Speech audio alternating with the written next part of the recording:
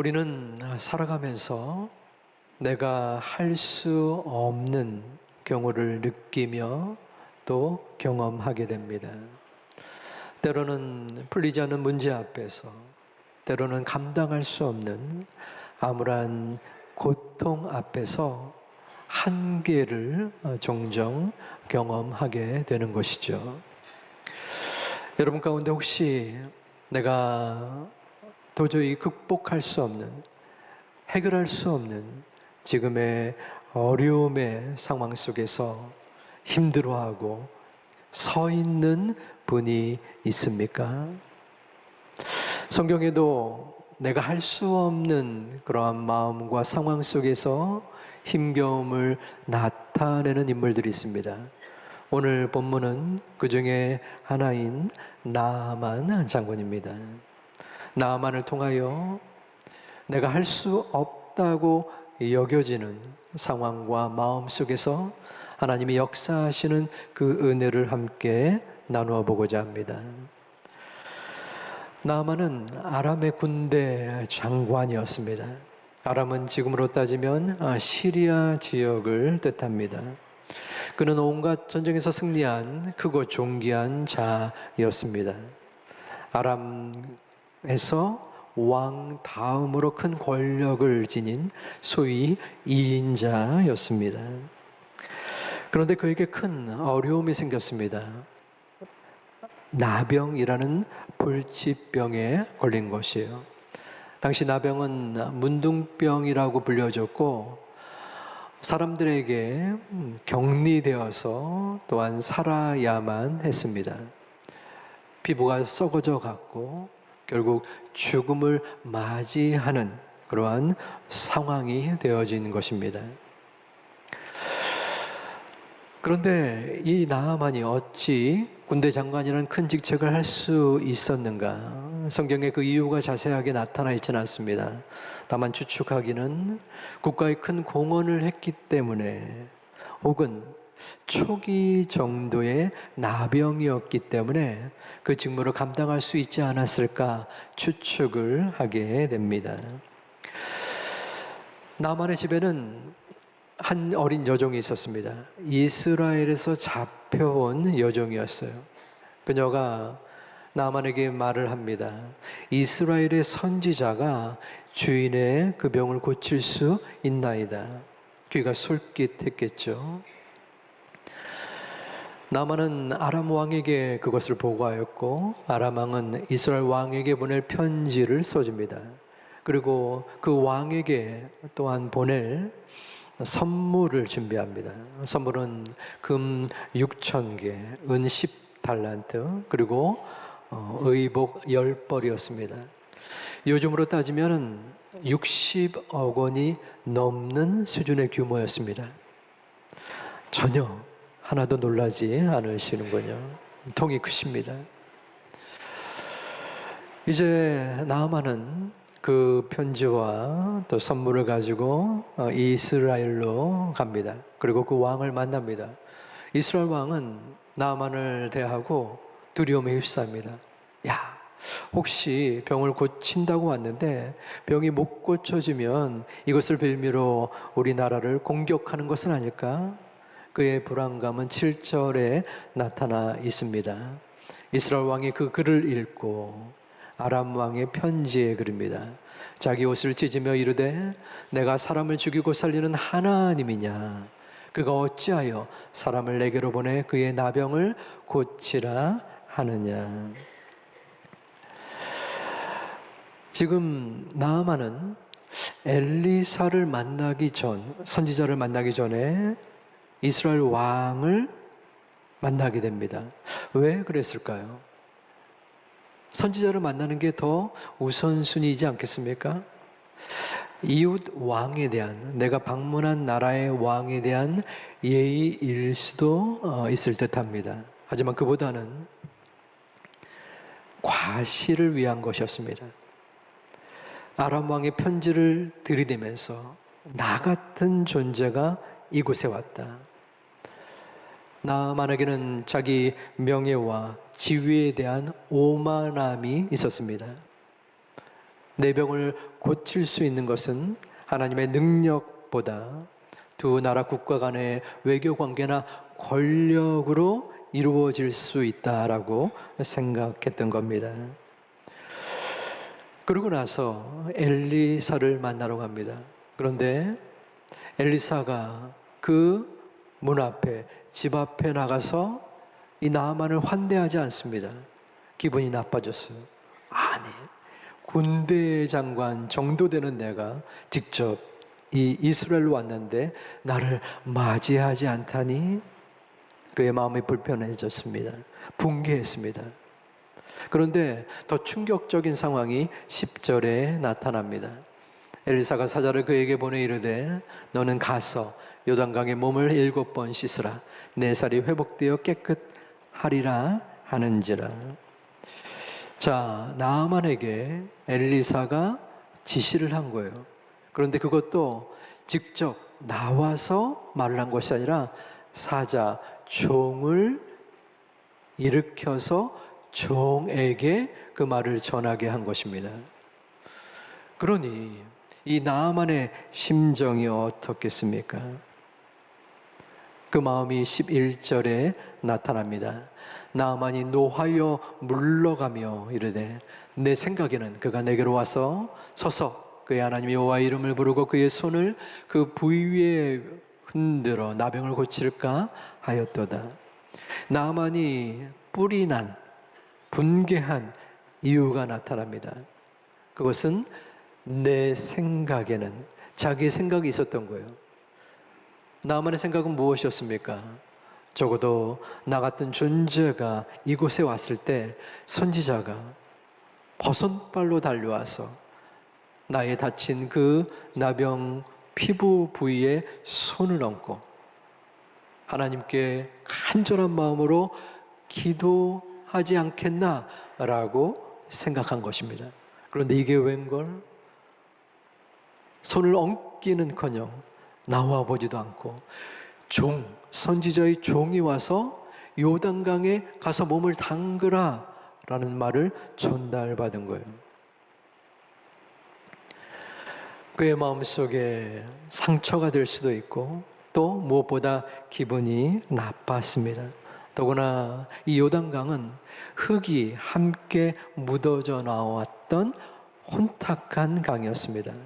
하고 많은 강들 중에 다메섹에 좋고 깨끗한 강들이 있는데 하필이면 더럽고 볼품없는 요단강에 가라니 그는 이 선지자의 말을 받아들일 수 없었던 것입니다. 바로 이것이 이 나아만의 생각이었습니다.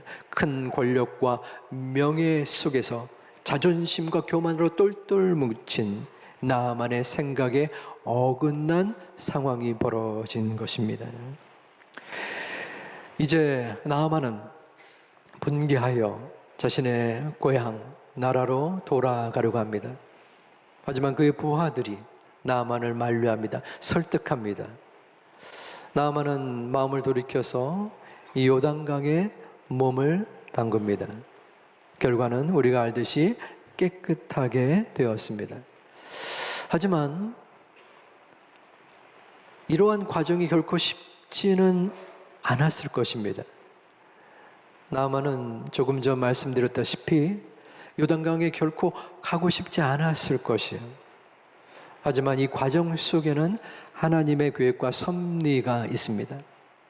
그의 마음을 꺾은 세 가지의 이유와 요소가 있는데 첫 번째는 어린 여종을 통해서였습니다. 여종이 이스라엘 선지자를 추천했다라고 했죠. 생각해 보세요. 군대 장관, 오늘날의 국무총리입니다. 거만하고 또한 유명하고 돈과 명예가 있는 그 정도의 사람이 외국에서 이름 모를 여종이 자신의 나라 이스라엘 선지자로 가면 나병을 고칠 수 있습니다.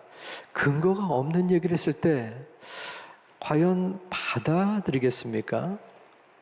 무시할 확률이 99.7%죠.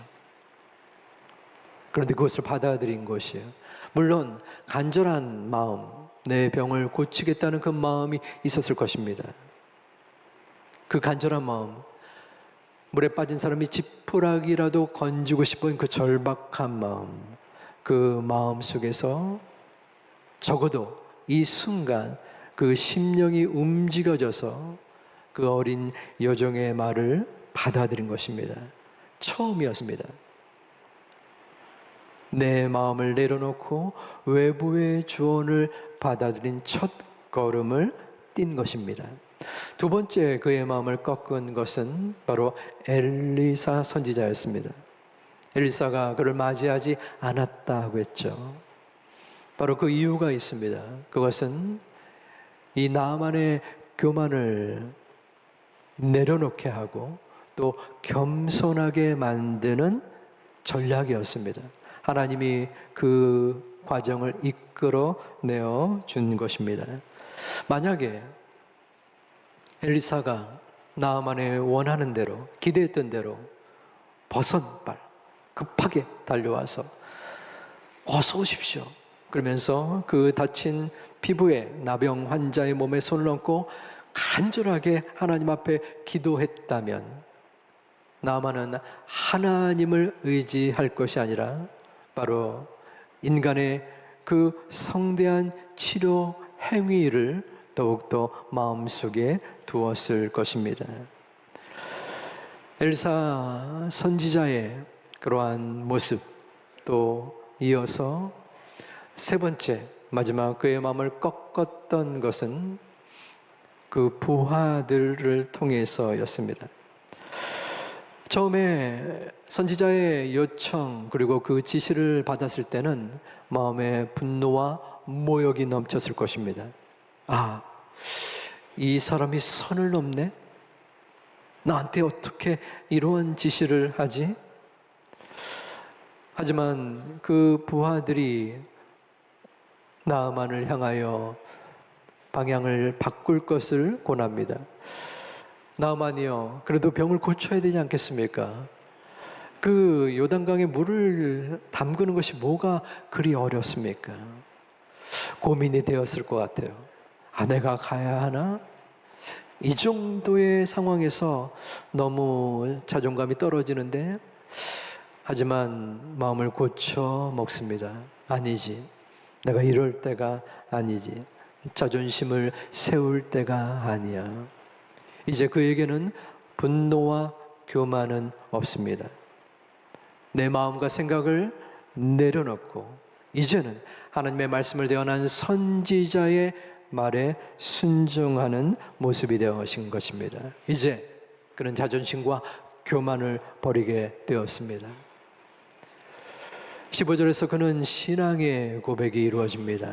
내가 이제 이스라엘 외에는 온 천하에 신이 없는 줄을 아나이다. 이방인이었습니다. 군대 장관, 왕 다음으로 2인자의 권세를 지닌 사람이었습니다. 그런데 하나님께서는 여종을 통하여, 엘리사를 통하여, 하인을 통하여 조금씩 그의 마음속에 나라는 사람이 별것 아니구나, 무언가 인도함이 있지 않겠는가 하는 과정을 거치게 한 것입니다. 내가 할 수 없다고 인정할 때, 그때가 하나님의 은혜의 때인 줄 믿습니다. 사단은 우리에게 말합니다. 우리에게 속삭입니다. 야, 네가 최고야. 네가 모든 것을 할 수 있어. 그 속삭임이 느껴지십니까? 사단은 예수님에게도 찾아갑니다.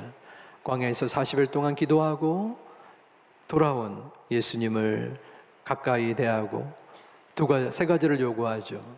이 돌들로 떡을 만들어라. 이 높은 성전에서 뛰어내려라. 물론 예수님은 능력이 있으신 분이기에 돌을 떡으로 만들 수도 있고, 또한 높은 데서 떨어져도 안전하게 목숨을 구할 수도 있었습니다. 하지만 예수님은 자신의 능력을 나타내려 하지 않았습니다. 사람이 떡으로만 살 것이 아니다. 하나님의 말씀으로 살 것이다. 사단아 물러가라 하면서 하나님의 말씀 앞에 하나님을 의지하는 모습을 볼 수 있습니다. 하나님은 우리 자신보다 하나님을 바라보라 하시고 하나님을 의지케 만듭니다. 어떻게 의지할 수 있을까요? 어떻게 하나님을 바라볼 수 있을까요? 우리의 능력으로는 불가능합니다. 한번 내 자신을 바라보시기 바랍니다. 우리는 얼마나 이기적인 사람입니까? 얼마나 자기 중심적입니까? 어떠한 상황, 어떠한 과정 속에서도 우리는 내 생각대로, 내 판단대로 모든 일을 진행하려고 합니다. 하나님은 그러한 우리를 아시고 적절하게 특별한 방법으로 우리의 마음을 거꾸로 드립니다. 그것은 고난을 우리에게 주는 것입니다. 나만의 고난은 무엇이었습니까? 그것은 나병이었습니다. 그 고난은 그에게 있어서 엄청난 괴로움이자 통곡이었습니다. 하지만 나만의 그 고난이 없었더라면 나만은 분명히 자신의 힘과 능력을 가지고 굳건하게 살아나갔을 것입니다. 하나님은 문제와 고난을 통하여 인간의 무능함과 연약함을 깨달아 알게 만듭니다. 그리고 하나님을 바라보게 하는 것입니다.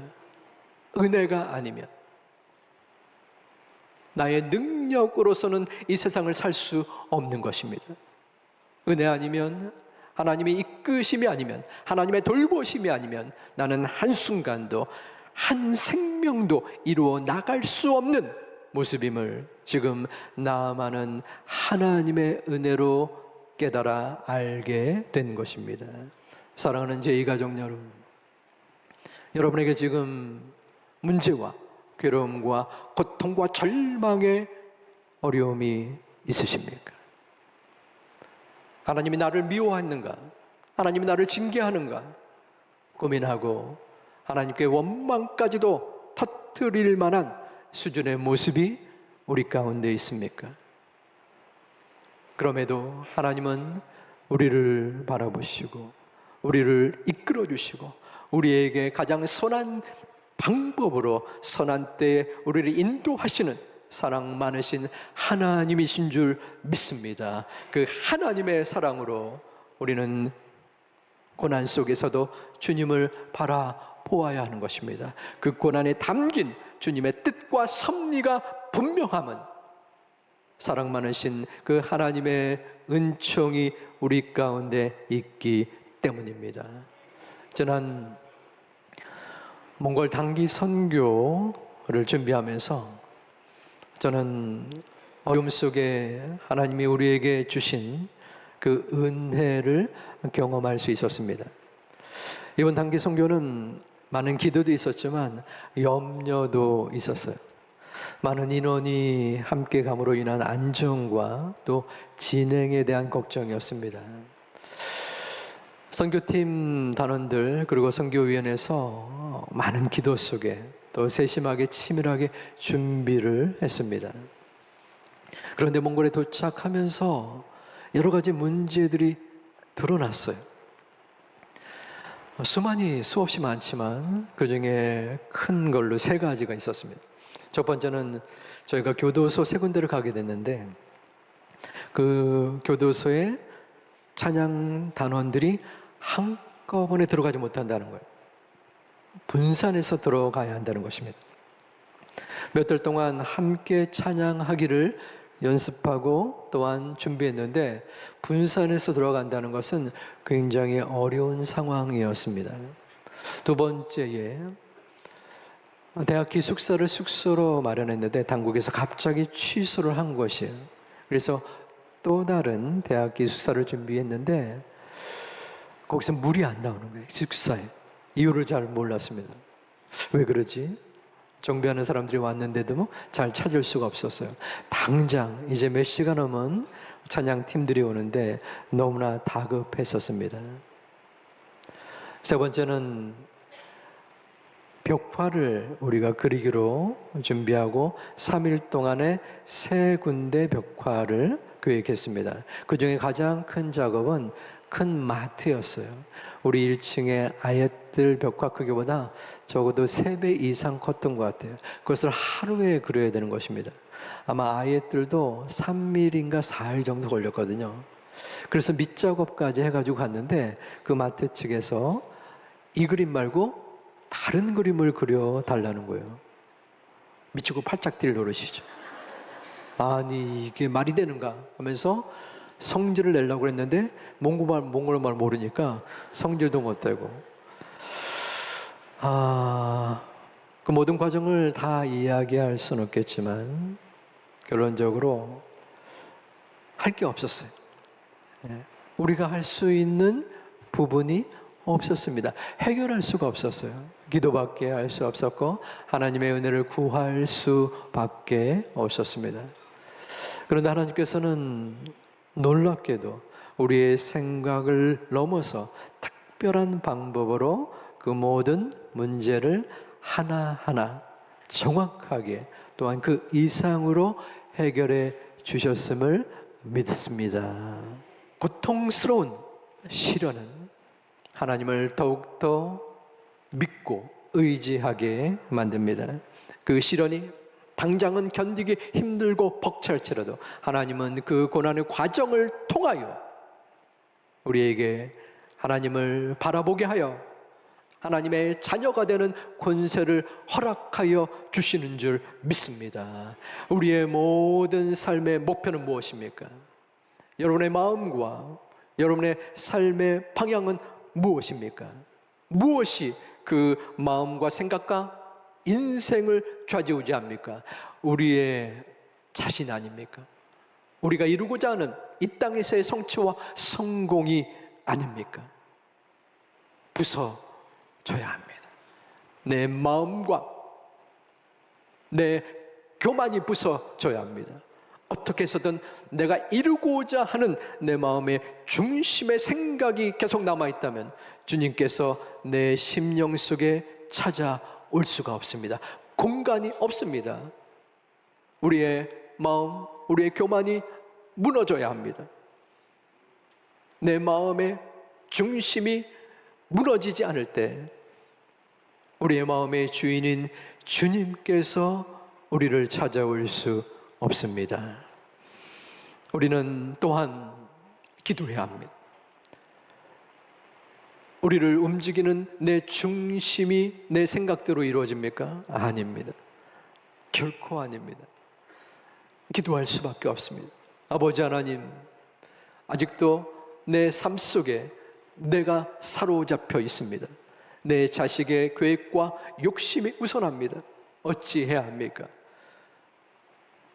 부서지게 하여 주시옵소서. 무너지게 하여 주시옵소서. 오직 주님이 내 마음을 장악하여 주시사 내 심령대로가 아니라 하나님을 바라보고 하나님을 의지할 수 있는 믿음의 자녀가 되게 하여 주시옵소서. 기도하고 나아가는 우리 제2가족 되시기를 주님의 이름으로 축원합니다. 세상의 시각은,